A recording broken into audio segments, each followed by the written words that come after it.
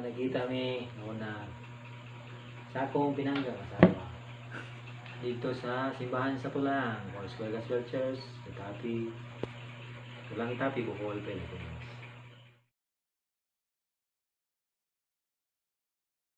Ang aking first impression ni Pastor is buutan siya o kugihan.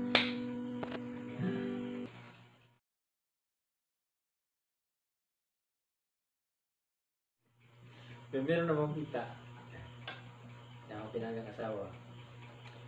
Ang tuig is 1989, December. And then, meron ako kita sa iya is parang ang heart ko ay oh, na love at first sight ako sa kanya. And that's true.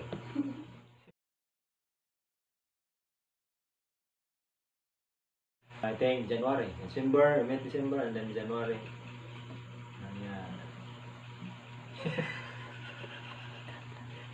Katawa ko galing kasi gano'n. Nanguyab ko.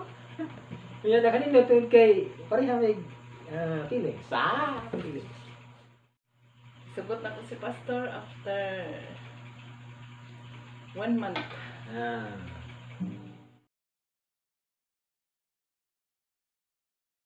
I think maraming beses and sometimes maulaw ko, mahiya ako sa kanya sabagat may something. May something. So mula na sinagot ako niya na oo, yes, I love you. January yan, and then February, March, February, March, and then April, 4 months. Mura ka kawat, 3 months. 4 na bulan lang ang bulan. Okay. Because ang taon na yon is nag-aaral pa ako. Tapos ang graduation para alam ng closing. Pag-aaral ko ng taon na yon. Nagpapakasal ko pa. In 1990, April 5, kinasal kami doon sa church, sa simbahan ng Gospel Gospel Church na Tulang, Itapi, Bohol, Pilipinas. Source of income ang gastos namin sa aming bagong pamilya. Bilang isang bagong mag-asawa. Ay naging pig buyer ako since sindanan sa primero ginamong kumanong kasal is naman may tubaboy kung kaya ako mamahan si Tatay Panyo negosyante yung baboy so nitabo usay negosyo niya mo kuya mo pa so sa si pamalit ni Tatay sa una sa bitaw ko kuyo ko niya nandun nga nakamao na pong pamalit mga kami niya na mo. Wala akong trabaho, plain housewife lang ako at tutulong sa aking Asawa? Sa aking asawa kung ano ang gagawin para makatulong Bye. sa aming pamilya. So yan lang ang aking buhay noon. Nahinto ako sa pag-buy and sale baboy. Lechonon, buy and sale lechonon para Cebu, carbon. Nahinto ako, I think 3 beses nahinto ako sapagkat walang kapital. Naubos. Sabi usahay, maagianan nga na ako. May time nga, mughami, maligya, bugkos, naglusi ang bugkos. Kuya, na lending para ma-sustainihan ang panginahan ng pamilya. So, ang kita sa pagpamugha, igor ako ibayad sa lending.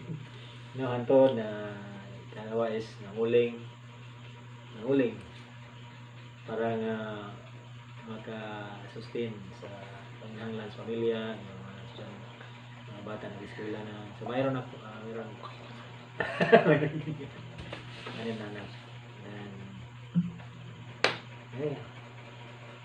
maraming pagsubok na dumating sa pamilya namin. Salamatan na panitan ako ang Diyos kaya hindi kami niya pinabayaan. Laging nandiyan siya para sa amin.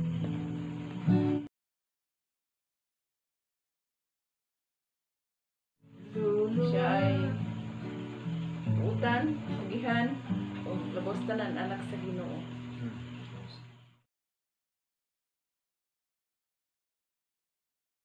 And nagsasabi ko sa iyo, mahal, love you. Kung ibalik ang lahat ng manligaw ako ulit sa iyo, ikaw pa rin ang piliin ko.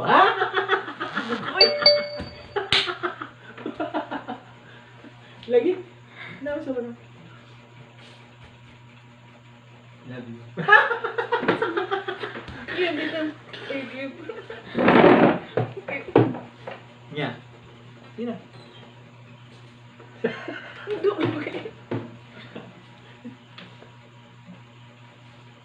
Salamat po nga ikaw. Ikaw gihatag sa Ginoo nako. Tanan-tanan nga imong gihimo sa atong pamilya. Hey. Salamat sa tanan sa imong mga sakripisyo sa tanan gyud nga imong gihimo para mabuhi. Masuportahan ang pag-eskwela sa atong mga anak, kahuman ang uban. Ipat na sila nakahuman. Salamat sa Ginoo sa tanan nga gibuhat sa pabor nga gihatag sa Ginoo hangtod karon. I love you.